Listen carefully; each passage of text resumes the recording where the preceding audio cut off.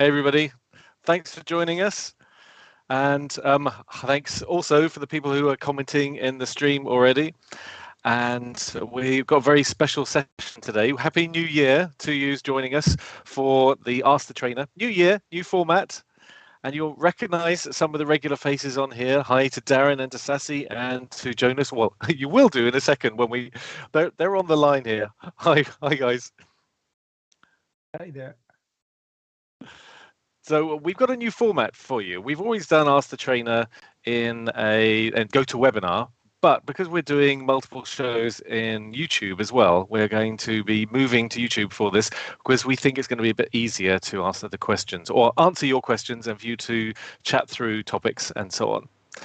And we are kicking this off with an extra special guest. We're delighted to welcome Jamie Martin, who's going to be joining us to talk about Hunter Killer, his amazing short film, which is based on the Terminator universe, specifically the events in the first Terminator film.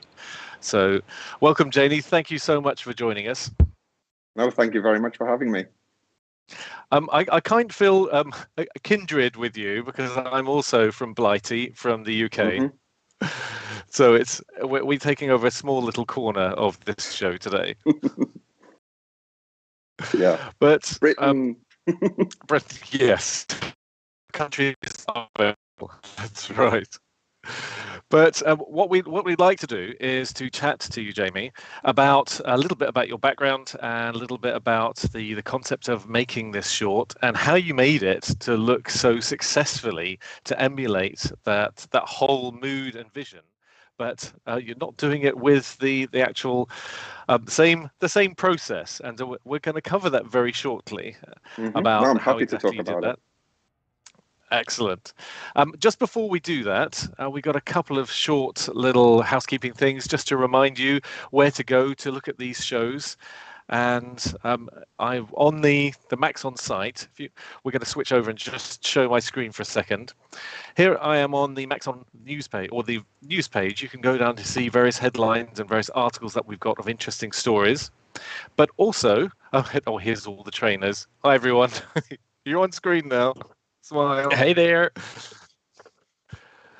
But just to give you a reminder of where to go to find out some of these things. And regular viewers will know that if you keep an eye on the events page, so just go to maxon.net and go down to events, it's under the news heading here, you'll see all these different sections for these different shows that we're doing. And we're here on YouTube doing Ask the Trainer at this very moment. And then tomorrow, Hashi and Zeth continue their journey into VFX with their YouTube show, VFX and Chill. And a special shout out to Hashi. Hashi is behind the scenes running the tech ops for us with all his amazing experience for this. So if you see any shiny, amazing graphics on screen, it's down to his expertise. So thank you again, Hashi, for organizing this for us. And also, don't forget that you can go to the Cinema 4D Light series that continues from next Monday, where we're going to dive into a bit more what you can do with cinema and After Effects. And on Monday, Chad and Ellie are going to be continuing the journey that Darren started, where we can show you how to do, in this case, some really interesting MoGraph setups, and then also dive in and do some things that you didn't think were possible in Cinema 4D Light. And then also further on in February, Ellie's running another one of her famous hands-on with Maxon Redshift workshops. And that will take you from ground zero at Redshift. If you don't have any experience at all, that will take you through 4 weeks of preparation to take you all through all sort of interesting, amazing things you can do with Redshift. And if you stick around later on this session, towards the end, we traditionally like to give away a free T-shirt for these sessions. So we'll give you some information about that at the end. But great, so back to the subject at hand. So I think that's the fastest I've ever done this because I'm so excited to chat to you about this, Jamie. We're going to be talking about Count your film Hunter Killer. And by the way, everyone, if you've got comments and suggestions for questions that you'd like to ask Jamie, please ask in the chat there and make comments. And hi to some of you already who are joining us. Thank you for that. But just whilst we play some of your film in the background, tell us a bit about yourself, Jamie. You're a concept artist, and you've, as I understand it, you've worked in film and games. But how did you get into 3D? So I originally studied vehicle design at university. And then after that, I ended up moving into marketing field in video games. And that job basically involved, graphics and 3D work. And during that job, I was then introduced to Cinema 4D. I think it was one of my fellow graphic artists was using Cinema 4D and said, "Have a look at this. This is a great program." And then basically on the job, I started to learn Cinema 4D, and I was using it for lots of various things. And in my kind of private time, I started to use it to, do things like vehicle design, spaceships, just things that really interested me. And eventually my career moved on into being a concept artist, first in the film industry, and then I moved into the video games industry. And I've continued to use Cinema 4D for working in my concept art field of doing things like 3D blockouts that I then use as basis for doing concept art over the top of it. But with this project, the Terminator project, it was something that I ended up just doing in my spare time. It's something that had been, I guess, niggling away in the back of my mind for many, many years. And I thought, I've kind of developed the know-how enough to be able to realize the vision that I had in my head. And so I ended up creating what you see here. It's really, really interesting how you've taken that experience and you've turned it as a side hustle, if you like, or a side project, into something which so faithfully represents the imagery of that early 80s. I think it's 1984 it came out, wasn't it? That's right, yeah. Well, that was one of the things. Originally, I didn't intend to actually make a longer piece. I think the final short film, I think it runs at about 8 minutes long. Originally, I was actually, the reason I'd started to do this was because I was actually working on a musical score, a different version of the musical score, because I do a lot of kind of music arrangement in my spare time as well. So I wanted to create something that was kind of reminiscent of the Terminator music. And I thought, if I'm doing that, I might as well show some kind of visual to go along with that. So I basically wanted to create some short clip, maybe 30 seconds long or something, showing one of the aerial hunter killers flying.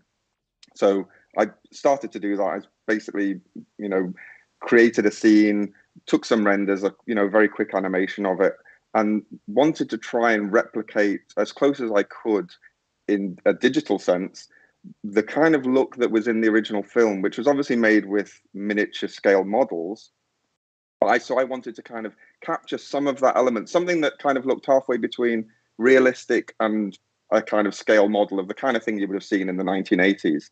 And once I'd done that little clip, I then thought, well, now that I've done that, let's see what else I can do. And it's just one of these projects that just kind of snowballed, and it just grew bigger and bigger and bigger. And each time that I did a new scene, I thought, well, I've got more ideas of another scene that I can do. So then I started to work on that, and then on, and it just kind of grew and grew until it just became this gargantuan thing that I think eventually, from beginning to end, it ran at about 6 months in total for me to do it, from the starting point of kind of the seed of the idea to actually finishing the video and putting it on my YouTube channel.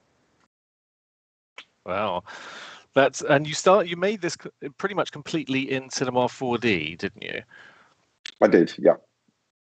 And yeah. How did you apart approach from the final compositing, obviously taking the animation renders, bringing those into other programs so I could do the compositing, etc., and the video editing.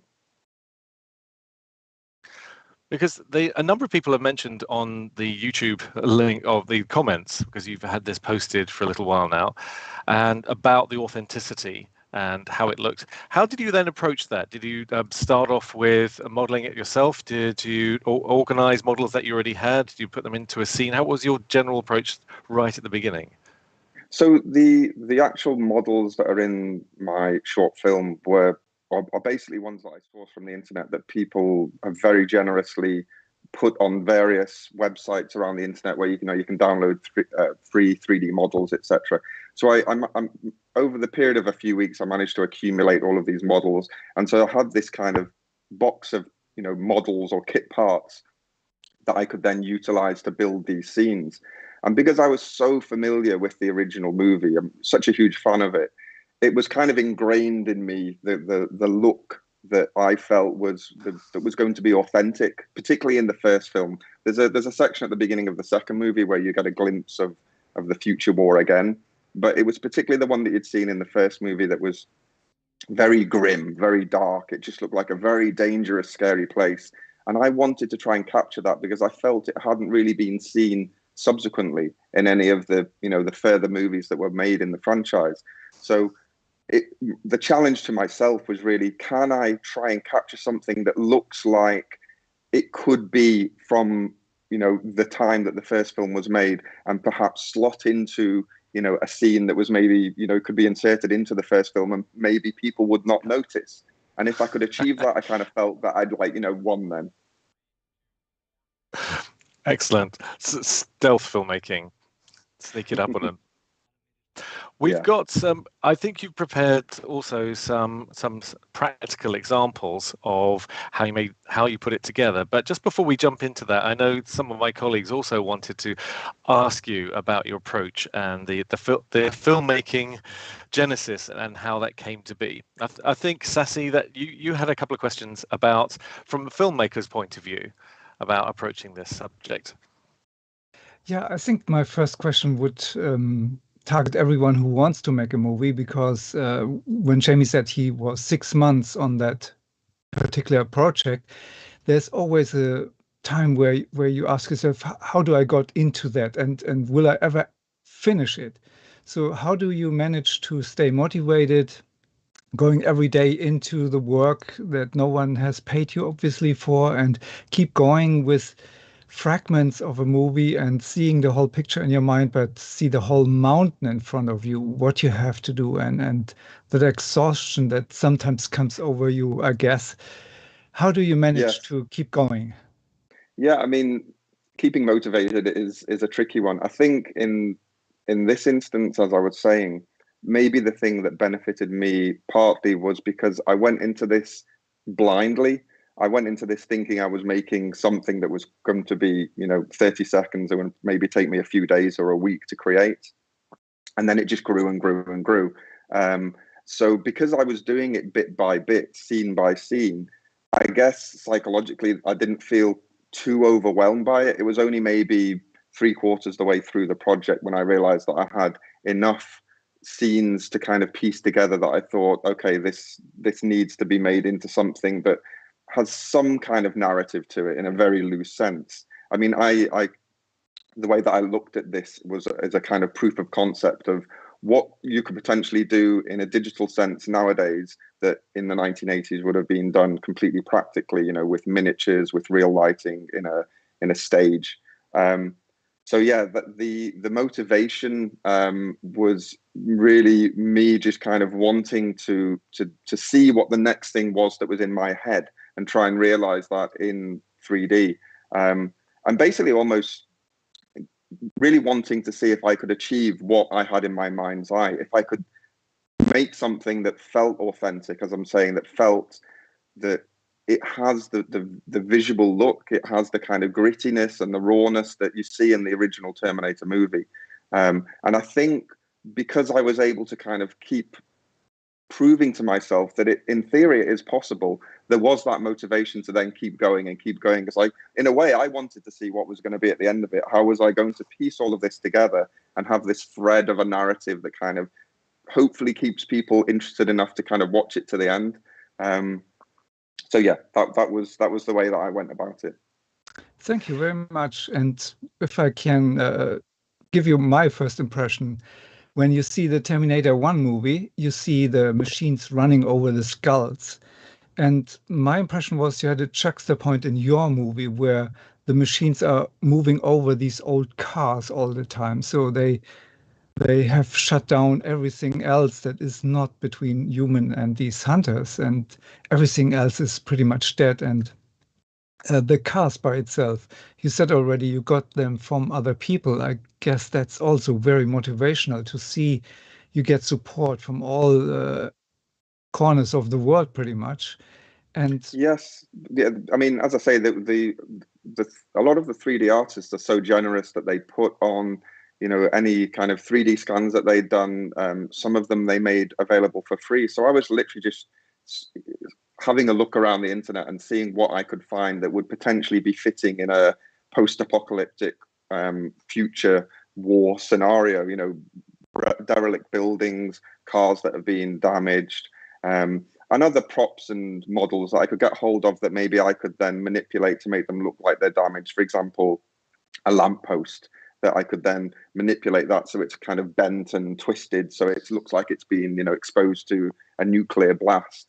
But yeah, it was really great to find all of these high quality models. And I think looking back on it, the project is maybe one that I could only have done in this period now, where you're able to achieve such a kind of high fidelity with, photogrammetry and those kind of things that maybe if I'd attempted this 10 years ago, maybe the range of models wouldn't have been available to me that people are offering for free, because I had to use hundreds and thousands of different pieces to actually build all of these scenes, building cities and various scenes to try and show this devastated world, but not have repetition of using the same models over and over again. So yeah, I was very, very grateful to everyone that made available their 3D models for me. That makes me really curious. What did you have to model? And or more specifically, what was the most difficult thing that you found that you had to model? And I'm also curious about the process you had for getting the damages into the models that the assets you would get from other people. If you had like one certain technique that you like to use, or if it just sort of depended on the asset. So the 3D models that I had to kind of go into and work on, there was certain elements. So, for example, some people had kindly put up their own 3D models of, for example, the hunter-killer tanks and the hunter-killer aircraft. And because I wanted to make this particularly authentic to the first film, and this strong memory that I had of watching that, I basically went through those scenes in the first movie and tried to get as many angles and shots of those particular vehicles and aircraft. And basically, I then went in and just adapted these people's models to just fix little bits that maybe had been missed, little details that I felt needed to be added. For example, the lights on the front. So I needed to be able to animate them and have control over them that otherwise wasn't there. The one model that sticks out in my head that I had to create was there's a scene later on in the film where you see a McDonald's sign.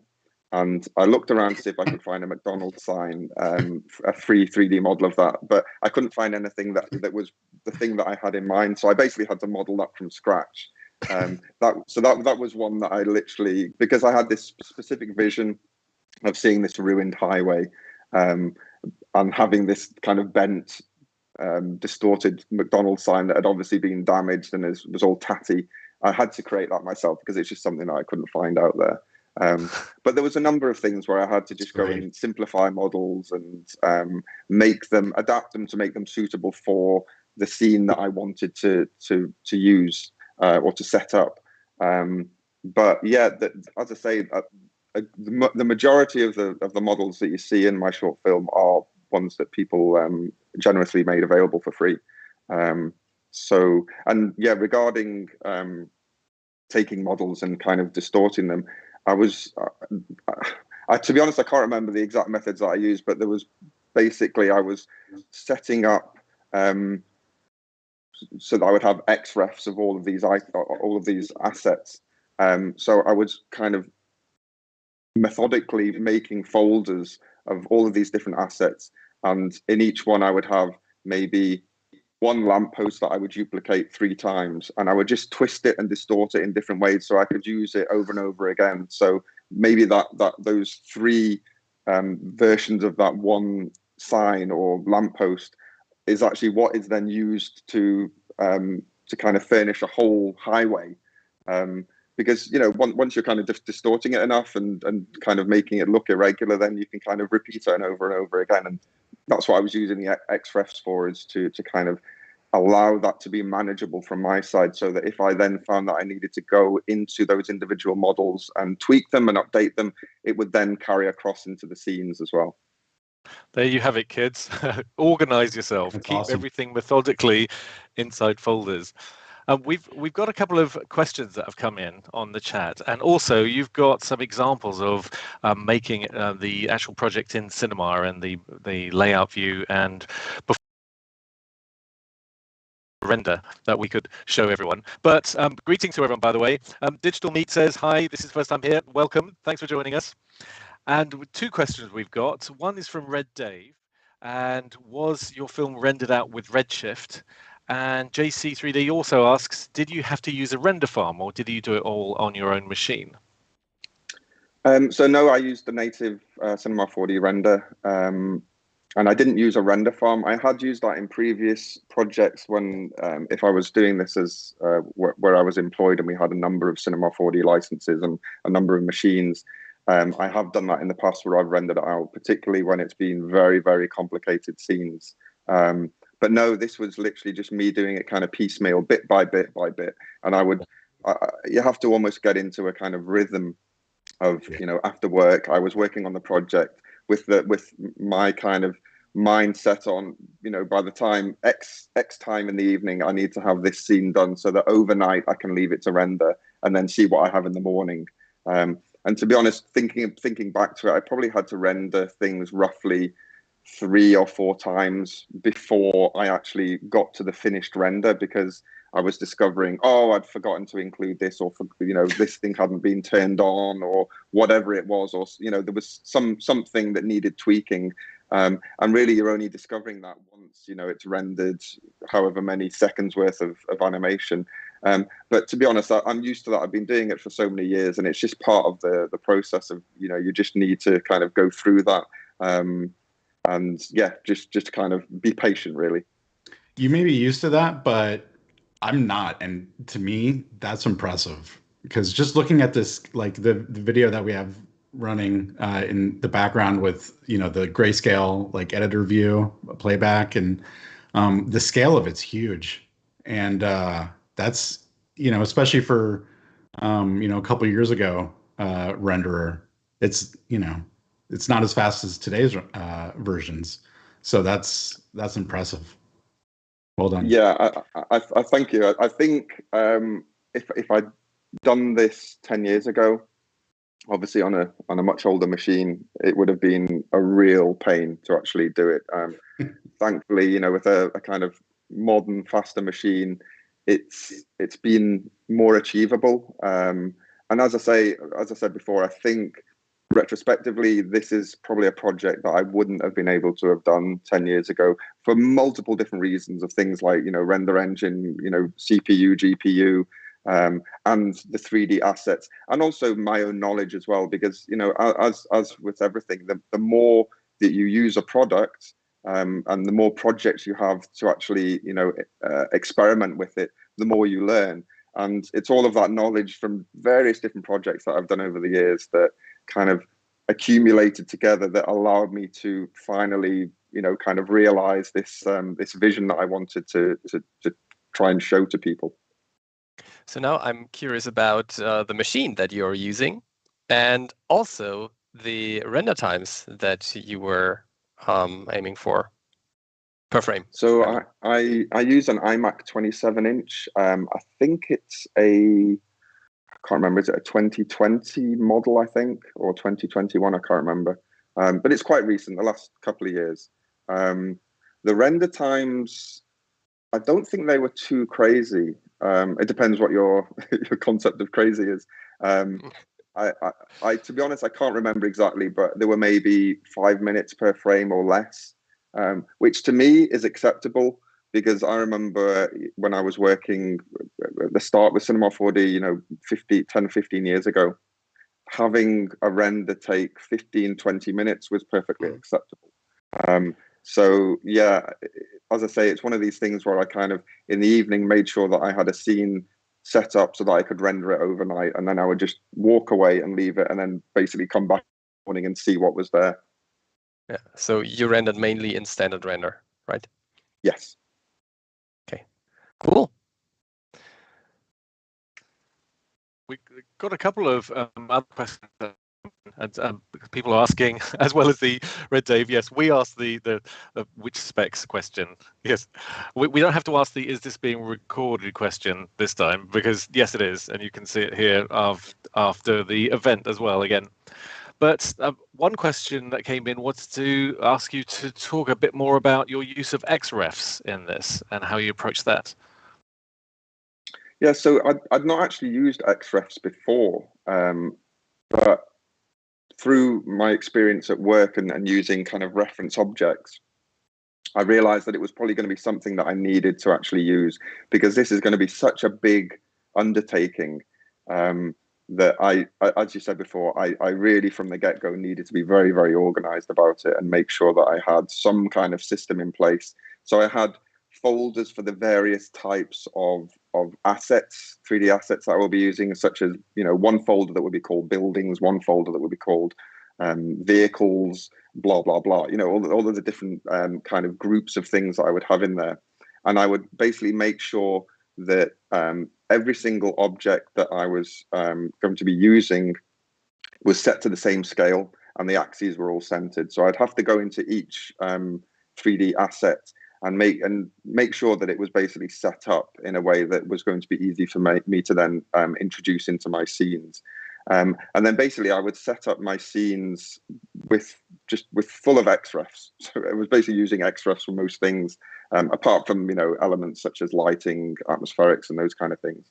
And yeah, again, even in my Cinema 4D project, I would have to organize these XRefs into groups. So again, I would have groups that were vehicles, groups that were buildings, etc., and then have the XRefs referring to those. And it proved really useful, as I mentioned before, of those occasions when I would realize that a model needed to be tweaked or adjusted because it wasn't working right, or I needed to change, you know, texture or material or whatever it was. And then that would automatically then, you know, appear in my scene when I saved that XRef. Whereas if I wasn't doing that, it would have been a much more, you know, painful process. So it was very, very useful to be able to have that kind of ability. And it also meant that the file sizes were much, much smaller than otherwise they would have been. You know, I potentially would have had files that were thousands of megabytes in size. You know, if you look at the thing that's on the screen now, you know, showing a devastated city, all of these models combined, if I was saving that as a scene without XRefs, it would have been a very, very big project and would probably have taken an eternity to open. So that allowed it to also stay manageable, because obviously I was wanting to save things and make sure that I wasn't you know, going to be wiping over things. So there was lots and lots of iterative saves that I was making, and I think without XRefs I would have probably filled up my hard drive very, very quickly. So how many XRefs did you place in one of the animation scenes? Is it? Oh, it's difficult to say, but I mean, in a scene like you're seeing at the moment, every single individual object, is an XRef. So however many buildings there are here, I would need to go back and count them. But you know, some scenes probably had 100 plus or hundreds of XRefs.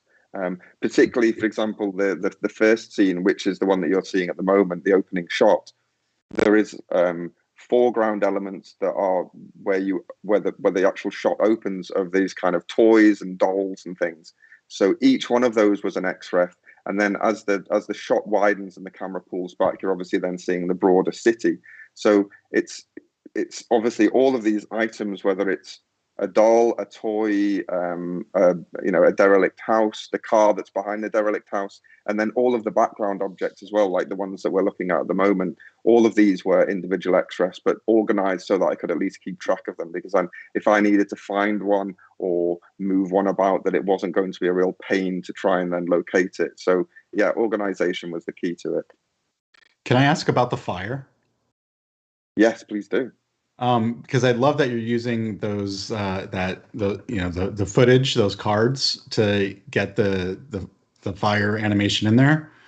But I know from my own experience that it just sort of drives me a little crazy trying to get a light object to sort of match with that in a way that it's not distracting. So I was wondering how that went for you. Was that relatively easy? So it was one of these things where it was the only way that I could imagine doing this through my knowledge. Potentially, there's much better ways of doing it, but I just had to go with what I knew or what I assumed I could kind of do. So yeah, it was literally it's almost kind of taking an old school approach to it, but it was taking a single plane, applying kind of stock footage of whether that's an explosion or a fire or smoke. And then trying to add other 3D elements to that, whether the lights and volumetric lights and whatnot, to kind of work with it to kind of sell that illusion of there being a glow. So if I scrub back earlier on, there was a shot of. You did nail it. I do think you nailed it.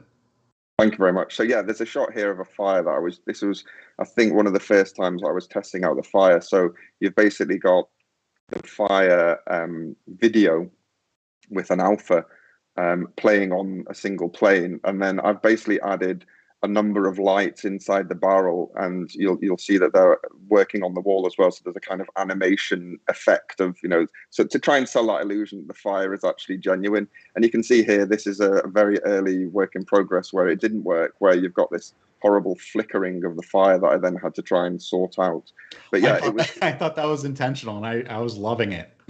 Well, I was trying to get a flickering effect, but maybe not so stroby like that. It was a little bit too intense. But it just requires a lot of adjustment and a lot of testing. But yeah, it was the case with a lot of like this. I've done some renders here, so you can see if I go back the viewport. So yeah, basically the fire is on this single plane, and then that combined with the lighting, and a little bit of a glow effect at the end, kind of sells the illusion. So once that's kind of composited in your scene and you've got all the other bits and bobs going on, that you kind of, part of your brain just accepts that, okay, that's real. And I wanted to do that rather than try and create 3D digital fire, which I wouldn't be able to create to a convincing level. So this was the only way that I felt that I could really do that. And again, it was the same with the smoke in the background on the image that you can see here. That again, that was just a giant plane that I had this alphaed video of smoke that's basically just pluming in the background. And it was just a great way of kind of filling the background with dynamic elements that made the space feel a little bit more alive and a little bit more believable. Yeah, it's great. Hashi's got a question for you, Jamie. Oh, sorry, Darren. I was just going to say the lighting just adds that much energy and life and feeling. But yeah, thank you. Yeah, I was quite happy with the way that it came out. I actually had underestimated how effective it could be. Obviously, the caveat being that the image of the fire or the explosion or the smoke needs to be facing the camera. So obviously I have the advantage here, directing this, that I've got total control over the camera, so I can know that the smoke that you're seeing in the background here, I can make sure that it is facing the camera, because obviously if it's rotated 45 degrees or 90 degrees, then the illusion is lost. It needs to be, that you're seeing it from the front. This is a great topic then to pick up, because Hashi's question, Hashi has an eye for these things, and it had been mentioned that the camera work is very good and it never gets too CG floaty, as he puts it. So do you have any rules for setting up the cameras? And if you did that make things harder, or did it make it easier? No, thank you very much. As I said before, I wanted to try and be as faithful to the original movie as possible, and the way that James Cameron seemed to have approached kind of the futuristic war scenes in the first Terminator movie almost felt like a kind of handheld camera, you're in the thick of it approach. So instead of these kind of aerial shots as if you're in a drone looking down, or, you know, some kind of very long kind of wavy shot that's, as you say, floaty, I wanted to try and give the appearance that you are one of the resistance fighters, that's almost like as if they've got a camera in their hand and they're just filming, you know, what's going on around them. So trying to create the feeling that you're hiding behind the vehicles, that you're trying to keep out of the line of sight of a hunter-killer's spotlight, you know, that kind of thing. So it was basically, that was the approach that I took, and trying to basically have this feeling of there being near ground, mid ground, and distant elements, so that you've got things like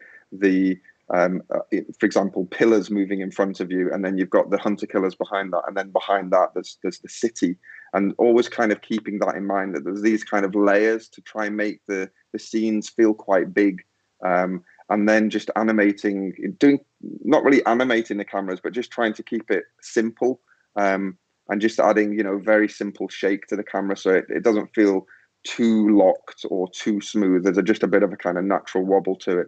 And then in post, I was able to add kind of even more kind of simple camera effect shake, just to make it feel a little bit more rugged and a bit more kind of, you know, like you're a war photographer or something like that. It's interesting. Go in, Sassy. Absolutely, jump in. When I get files in the university, normally the file length is that they have 1,000 or sometimes 2,000 frames in it. And when you talk as a director to editors, they will tell you that the movie is done in the edit. When you talk to music people or sound people, as you introduce yourself as well, then they say 50% of the movie is sound. So nothing is pretty much left when you listen to both sides. Where's your point of view to editing, how to get a rhythm into it, or how to express something? For example, when the hunters fly over it, your camera style and the editing was pretty much documentary, where you feel these people are really there. It's not smoothed out and polished. It was really nicely rough in the best way from my point of view. So editing and music, can you elaborate a little bit more on your approach? Yes, no, thank you. That was the kind of look that I was going for, this kind of slightly rough, rugged documentary look. And if you watch the original movie, you'll see that James Cameron had seemed to go for that kind of approach. Sorry, what was your question about the editing? Oh, I know. So yes, I think because I had kind of complete control over this, because I was building the scenes, what was going to be shown was basically the vision that I had in my head, and I was directing this, doing the sound, etc., etc. I had kind of complete control, so I was able to experiment with what the scenes and the camera setups, etc., could look like in the scenes, without necessarily having to go through the whole process of rendering, 15 seconds of footage that would take hours and hours and hours. I was able to kind of do test frames and work out, is that the right camera angle? Does that work? So if this was perhaps, a live action film, you wouldn't be going through that process. You would just be, shooting and shooting and shooting, and then working out which one do I like the best. So that's probably where you would then say it's worked out in the edit, because that's when you can choose the particular footage that you want to use. But because this was taking so long to render, I didn't really have that luxury of kind of rendering 20 different versions of a shot for a particular scene. So I really had to decide, after experimenting with a few frames, which camera angle, what is the kind of feel and look that I'm going for, and then just render that. And then there was almost a bit of a kind of just hoping that it all kind of comes together in the end. There's obviously manipulation that you can do to try and make one scene segue into another scene. But yeah, I think because I had control over this from the outset, it made it a little bit easier for me to kind of decide exactly what kind of shots I wanted. And also when it came to things like the audio, I was able to obviously refer back to the original movie and try and emulate the kind of the sounds and the feel and the vibe in a kind of audio sense as well, and try and match that up to what you're seeing on the screen. So if a hunter killer is flying over from the left side to the right side, that I can do a kind of stereo pan with the sound, and just all of those things kind of coming together to try and help sell the believability of this. Yeah, thank you. And you mentioned director, and I know you have pretty much wore all hats for this movie, as cinematographer, editor, score, and so on. But what I found mostly important is that a director is not directing the scene, he's directing the audience, what the audience feels and has as an impression on the end. How was your idea which audience will watch this? I mean, we are working as filmmakers always with an imaginary audience in our mind. And can you elaborate a little bit on that? So I think almost selfishly, I was creating this for myself. Being a huge Terminator fan, I had wanted to see something like this for so many years, and really, it hadn't been delivered. So I thought, I'll have a go at it and see what I can do. So I think there was an assumption that those that would potentially be interested in this would be like-minded people like me that are, huge fans of the original movie, love the kind of gritty horror aspect that was maybe hasn't really been kind of redelivered in any of the other movies. The first movie is, a kind of horror thriller sci-fi movie, whereas onwards they became more of just kind of action movies. And I really wanted to see something that kind of reflected some of the absolute horror and kind of cruelty of this kind of future world that we glimpse in the first film. And so I think I was imagining that the audience would be people like me that have kind of hungered to see that as well. And, and since, 1984, they've really been waiting for something that was going to try and capture some of that. And that was really the main thing that I wanted to achieve when I kind of had started to do this and, do scene after scene after scene. I was kind of saying to myself, I want to try and capture that real awful post-apocalyptic vibe. And I hope that I did that.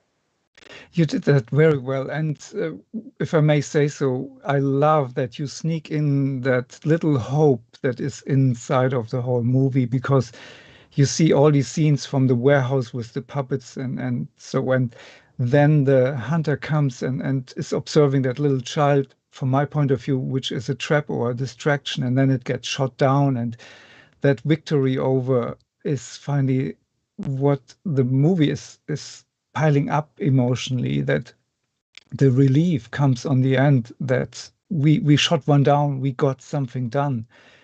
And the whole horror, the view of the hunters with the red hut, for example, always seeing everything, you can't escape and you can only move at night, and you got that so brilliantly in these few minutes. Yeah, and I've seen after I put the video online, I obviously I'm reading everyone's comments, and I'm grateful for everyone that was commenting, and I was really happy to read that people had commented that they felt that they were there, that they were kind of in amongst the ruins, and they almost felt scared. So that when one of the searchlights turns towards the camera from a passing hunter killer tank, that you almost kind of want to duck because you don't want to be seen by it. So I was really, really happy that that kind of element came across. The ending where they finally shoot one down was not something I'd actually planned from the beginning. I knew that I kind of, once I'd started to do a number of scenes, that I wanted to almost follow the story of, it's almost like a day in the life of a hunter killer and kind of what do they get up to, which is basically going around trying to kill human or mankind. But as I was kind of going through it, I started to realize that I wanted to have some kind of finale that was in a city. And then I realized slowly that I actually wanted to show, that even though it seems completely hopeless, from everything that we've seen prior to that, that it's, these machines are unstoppable and they're just literally, killing everything that they see.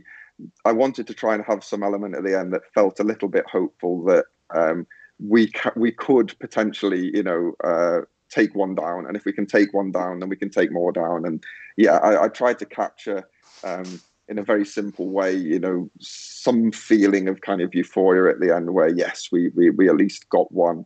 But yeah, the horror element, as you mentioned, of showing things like the T-800 skeleton spotting resistance fighter and a child in the tunnel, that's the kind of thing that I'd always imagined as the kind of the real horror of a situation like that, where there are people, there are families, and they're literally having to hide like rats in this futuristic world, being hunted literally day by day. And just showing that as an example of, as soon as one of these robots would spot them, then he's going to do his mission and go and try and kill them. So yeah, we needed a little bit of a slightly happy ending. Yeah, and I'm happy that people give you feedback for it, because that's what you as a filmmaker work all for, that you get finally a response to it, that your vision pays out, and you have energy for the next project. Yeah, and that's the great thing about the YouTube platform, is that you put your film up there, you put your whatever it is, and people will comment. And, you know, obviously you get mixed reactions, but you take them all on board, you know, the good and the bad. But it's great that you're actually getting feedback from people, rather than just putting something out there and just letting it go. You know, at least you're actually getting some form of feedback about what people think. It's great. Yeah, most people are great, no question. Yeah, tell me a little bit more about sound. Sorry, I interrupt someone. I was going to say, I think Simon had a question, and I wanted to make a comment. Please do. That's all right. Well, I got two questions. One is the relates to sound in some respect, Sassy, but I think you mentioned when we were chatting beforehand, Jamie, that you created this chronologically, and I know that you've crafted the VO as well to tell a story within the wider story. What changed over the course of production as you were putting it together? How did it change? How did it morph, depending from where you started to how you ended up? Yeah, it's a good question. It's as I said, it was not something that I really had this grand plan of what this storyline would be. I didn't really even think that I would put any form of narrative into this, and you could argue that there really isn't a narrative. It's just a load of scenes, one after the other. And that's why I kind of called this a proof of concept, of like trying to illustrate potentially what could be done digitally that previously would have been done practically, and see if we can achieve, or if just one person could achieve or emulate a kind of look that felt cinematic, that felt redolent to, you know, the original movie. So yeah, I really did mainly make this chronologically. The first thing that I made was the very first scene that you see, the opening scene. And then most of the scenes after that, bar a few that have maybe been swapped around, were done chronologically, because I was basically thinking, okay, what next? Okay, then we move out of the city, we move into the countryside.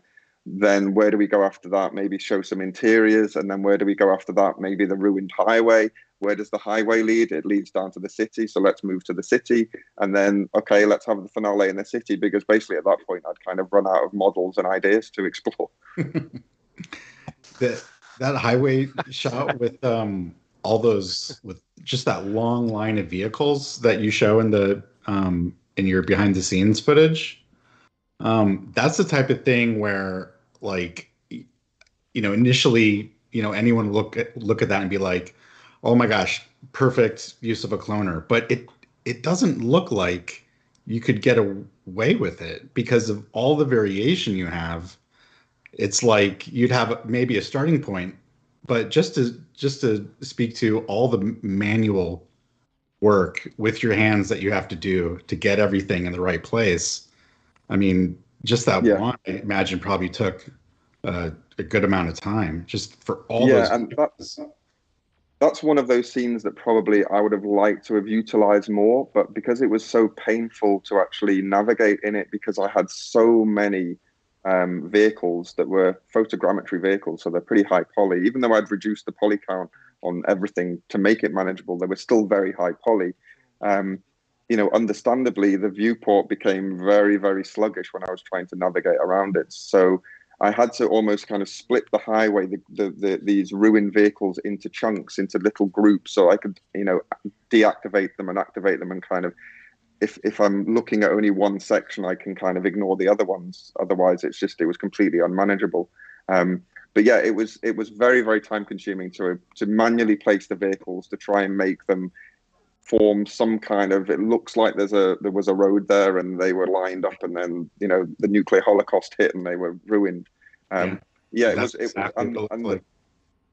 Thank you. So yeah, there is a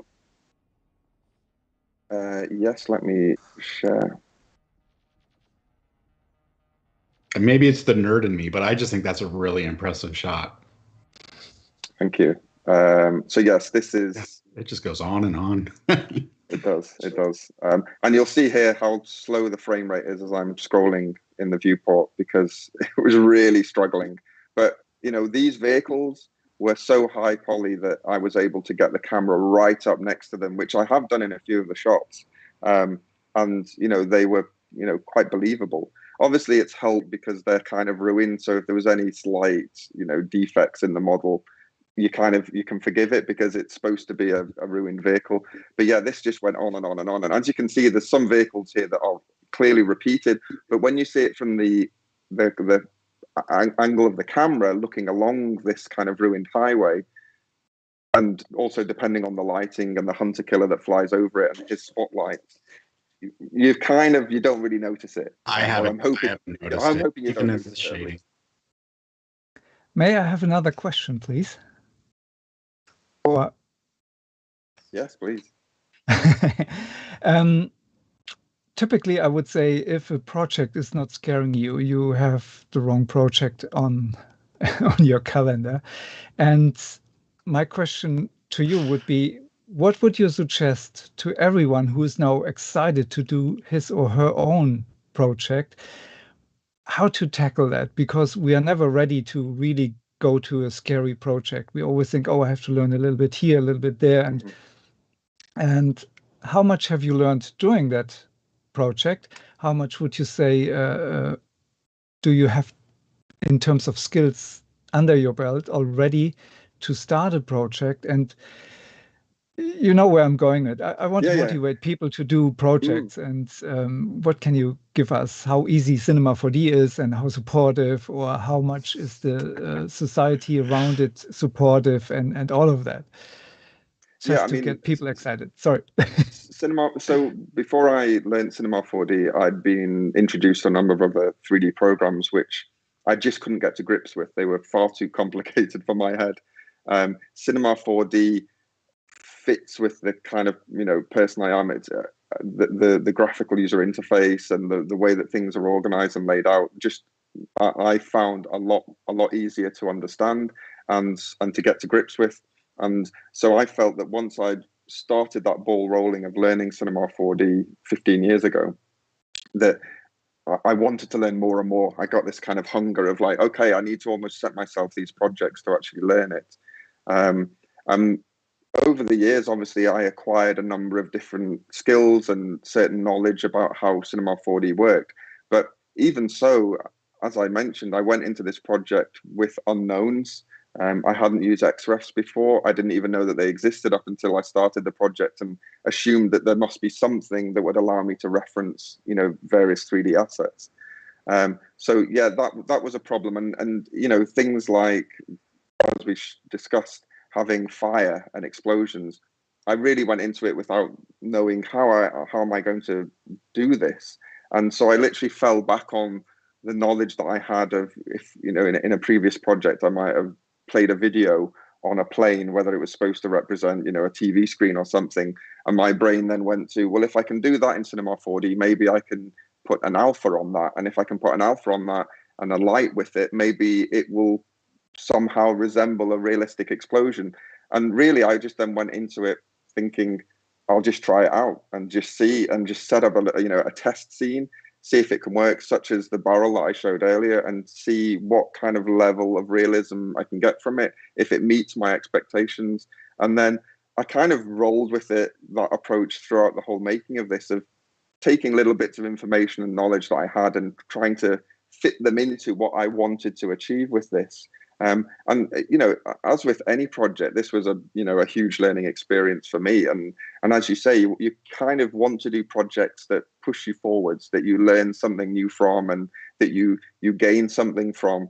And I definitely feel that with this, it was something that it was intimidating. Once I'd kind of decided that this was going to be not just a couple of scenes, I was going to try and string together some kind of small film, that it does become intimidating, because there's a certain level of expectation that I have in myself of what I want this to look like, and obviously an expectation of trying to make it look like what we see in the original film. So I was quite strict on myself that if I can't make something look like I want it to, then it's not going in, because I needed to set myself quite a high quality bar. And really, having that kind of approach means that you just start experimenting with ways of doing things. Obviously, the internet is a great resource for, tutorials and people that have done similar things. And then you can read a tutorial or watch a video about how they've done it. And I learned so much doing that, and just then incorporating that into this. As I say, it's just it's a learning experience doing the whole thing, because the next scene, there's a new challenge, that's something that wasn't in the previous scene, that I then need to try and work out how on earth am I going to do this. Thank you. And that's exactly where I wanted to go, because people are afraid what they don't know. But I would say just go into it, and the situation will provide a solution on the end, either way. And I think Darren has another question about something hot and maybe contextual applications. Oh my gosh, reading my mind, Dr. Sassy, the mind reader. Sorry to do that. The HUD graphics you did were great. It helped just sell the whole piece, and it flashed me back to my first experience with the original. So I'm guessing you did that. You did all those in After Effects? So no, I don't have a huge amount of experience with After Effects. So I actually did the compositing in Premiere. Oh. Again, an example of going with what I know. I didn't know After Effects. I didn't want to spend 6 months trying to learn it, or however long it would. I was kind of in the moment. I wanted to keep pushing my short film forward.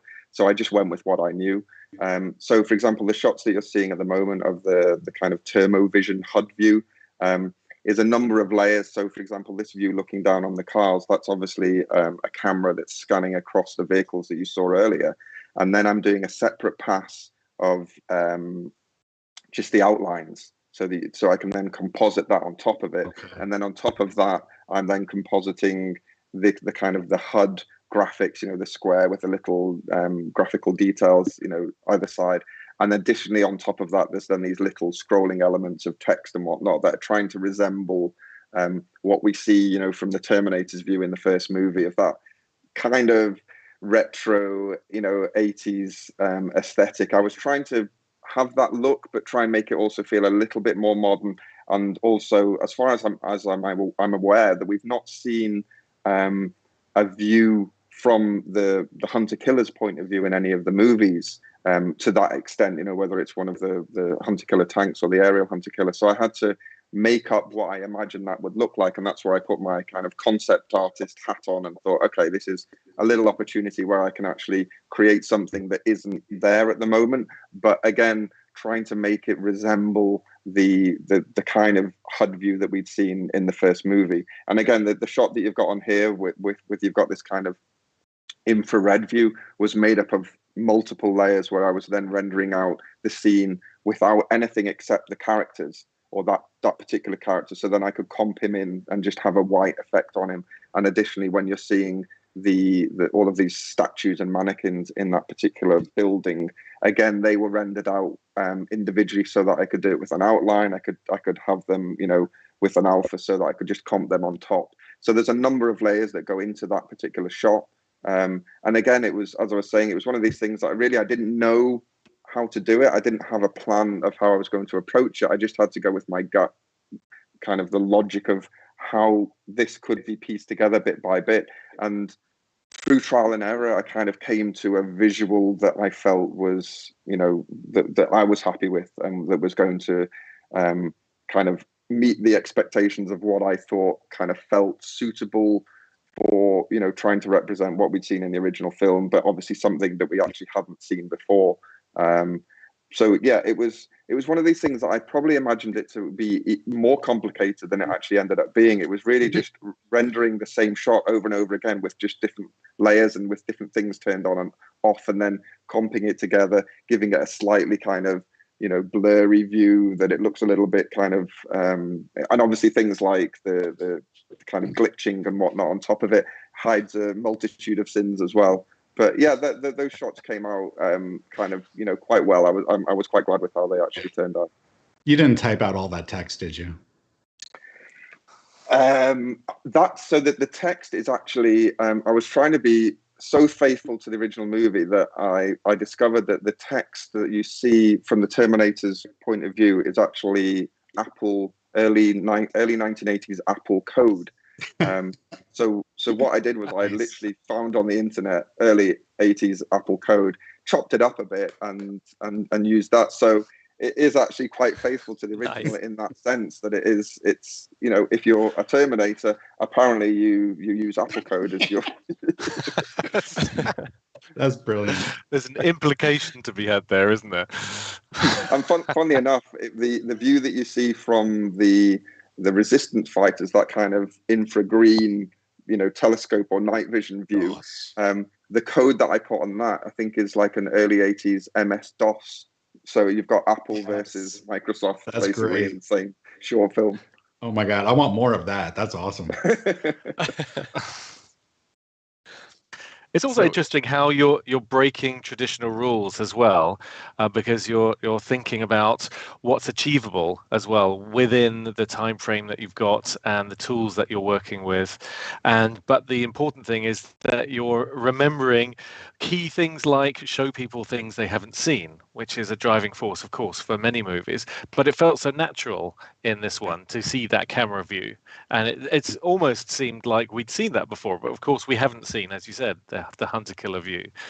Yeah, that was, as I say, that was something that I was striving to do. I didn't know whether I could achieve that, but something that felt faithful to the original movie. And obviously there's certain things that I wanted to add into, well, I say obviously, it's not obvious, but obviously to me, I wanted to add these little, almost like Easter eggs throughout the film that were kind of little elements that reference back to something that was said in the first film, or a detail about, for example, there's a shot where you see a broken, it's kind of a close-up of the red eyes of a broken Terminator that's kind of got flaking skin over its face. And I wanted to add that because it's something that's mentioned in the first film of these earlier versions of the Terminators had this, yeah, exactly that shot, that the earlier Terminators had this rubber skin that wasn't very convincing, but then the later models, like the Arnold Schwarzenegger that you see, is, real living tissue. So I wanted to include that because, we hadn't seen it to that effect, or how I'd imagined it. So I wanted to include this kind of broken one that's lying in the ruins, and his eyes are kind of flickering, and you're seeing a little bit of this kind of almost like zombie face, that the skin is flaking off, etc. But I didn't want to be too grisly with any of this stuff, so a lot of this stuff is kind of hidden in shadows and rim lighting, etc. But yeah, those are the little Easter eggs that I just like to include, because I'm such a big fan of the movie. It kind of felt natural to me to try and add some of these elements as I was kind of doing scene by scene. On that shot that we just saw there, as it pans up into the sky, you've got the lasers coming across the sky. How did you add those in? The actual the plasma beams themselves were something plasma beams. Sorry, not lasers. Sorry, yes. Yeah, they were something that I really struggled with because originally I wanted to try and achieve it in the render.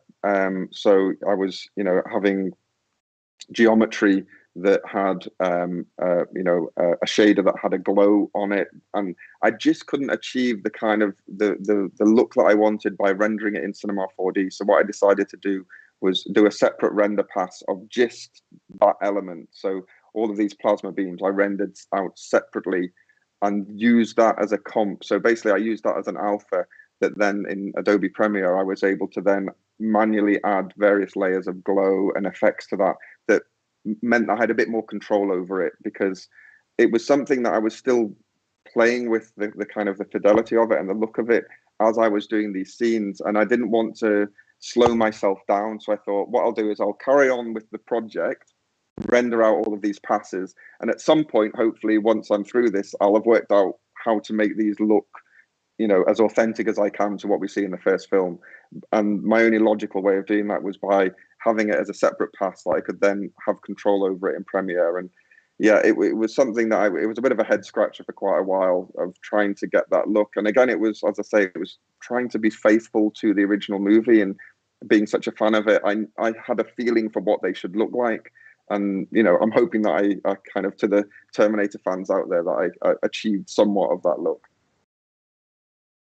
It's interesting, as Red Davis mentioned in the comments. I think it was Red Dave, the surprises in this presentation about doing comping in Premiere. So it's still possible. So there's whatever workflow you're using is correct. That's the beauty about this term workflow. Yeah, I literally had to go with what I knew, and I'd done comping in a basic sense in Premiere before. And I thought, well, if I did it before, I can do it with these 3D animations. And yeah, it worked. I was able to. Obviously, I ended up with a project timeline that was stacks of tracks, but you know, it worked. That's cool. So speaking about comping, you were mentioning render layers already. Or rendering out like separate passes of Yep. of your scenes, and then you comp them together in Premiere. So did you have a specific workflow to get these render passes organized? Did you use the take system, or did you just do separate scenes? There are multiple approaches that you can have. Which one did you choose? I think I took a few approaches, and unfortunately I can't remember the exact terminology, but I remember, for example, with the plasma beams, maybe hopefully you can advise me better, but there was a method in Cinema 4D where you can apply something to a particular object in the scene and then allow that to be a separate render pass. So that was one of, I think it was like a color fill or something, I can't remember the name of it. And so I took that approach. Sorry? Matte color in the compositing tag? Maybe, yeah, maybe. Again, it was one of these things that I needed to find out how to do it. So the internet was my resource. Someone had done it, you know, something similar. So I thought, okay, I'll try that. And then once I'd done it, that knowledge kind of escaped my head, because I knew I could then copy and paste it for every single scene afterwards. And then shots, for example, like the one at the end where you're seeing the red thermovision HUD view of the kind of the infrared heat vision. I was literally turning off objects in the scene and then rendering it out, for example, with like a black background, and then just doing it as an additive effect on top of it. So, you know, where you've got things like the character running that has kind of a white glow to it, I would render it out with all of the objects and, you know, with all of the animation, and then do a separate pass where it's literally just that character and that camera, and then just additively add it in Premiere. I wasn't even doing any kind of fancy, you know, alphaing or anything with that. It was just white and black additive, and it worked. All right, Jamie, I have to ask you, what's next? Honestly, I don't know. I have no idea. This was something that, as I say, it started off as a project that was supposed to be a quick scene, you know, maybe a week or a couple of weeks worth of work. Snowballed and ended up taking up 6 months of my life in my spare time. So at the moment, it's a kind of a break from these things. But who knows? I mean, I can see in the comments under my video that, you know, it's great to see people saying things like, you know, I want more. What's next? You know, show us more of this kind of this world. Yeah. But I don't know. At the moment, I don't really have any ideas of, you know, kind of narratively where to take this next, because a lot of this I was seeing as a kind of technical exercise for myself and a proof of concept to see really what is achievable, and proving to myself if I could achieve this or not. And I've done that now. You know, it was a kind of, I've put it in a box and it's on YouTube.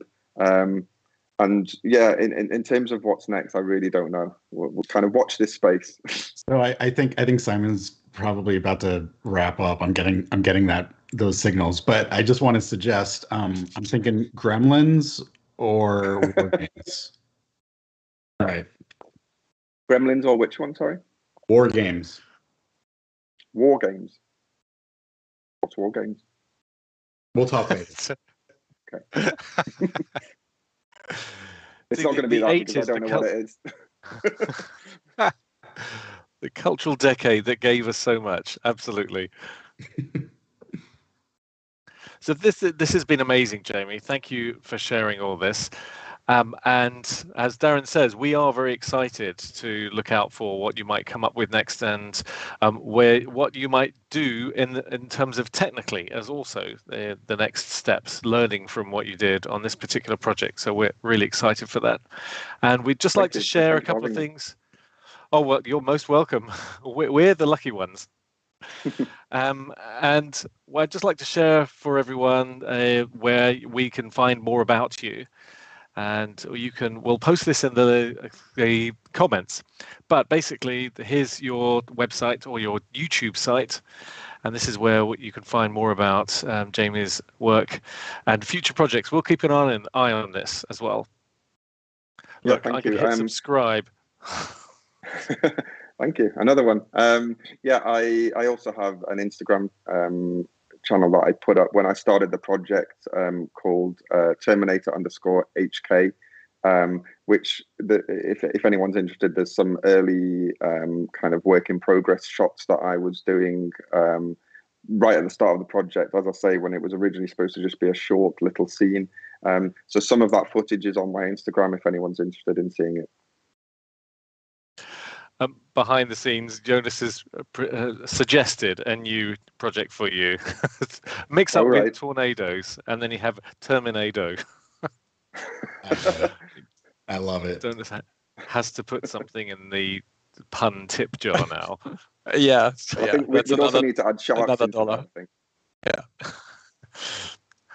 And some sharks, obviously. Now, we did promise everyone a free T-shirt. Well, there's the Instagram page. Oh, thanks for putting that up, Heshi.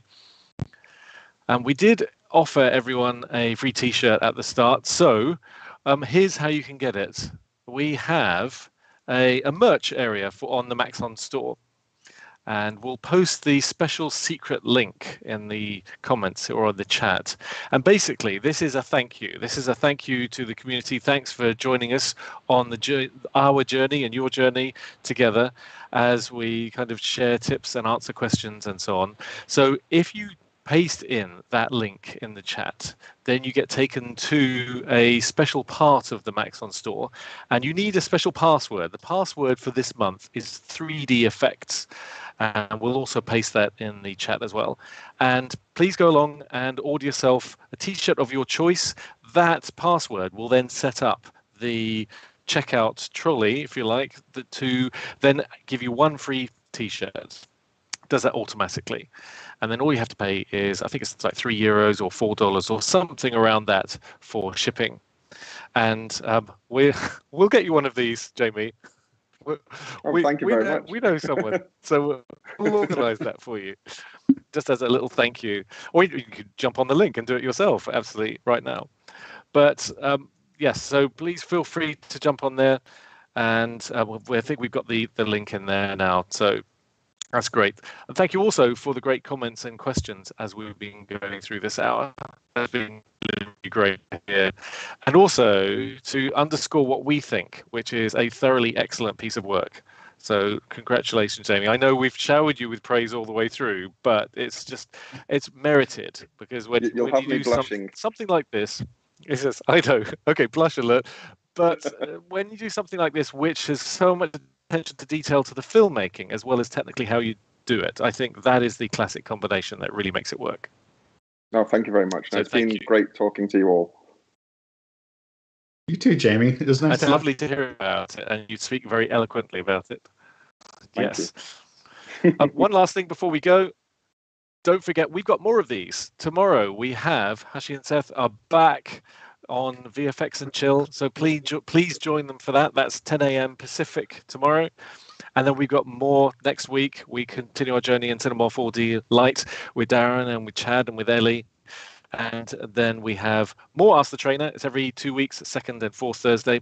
And then we also have the Redshift workshop that Ellie's putting it together in February. Oh, sorry. Say that again. Oh, thought somebody was asking a question. All right, no worries. And one last thing, please, Hashi, take our thanks for putting all this together and putting all the scrolling through the video, finding the exact thing that we were talking about, and as if by magic, queuing it up. So that's really fantastic help. Really makes it, helps the explanations as well. Hear, hear. Thanks everyone for joining us. Hopefully see you tomorrow on VFX and Chill, and take it easy. All right. Thank you. Bye.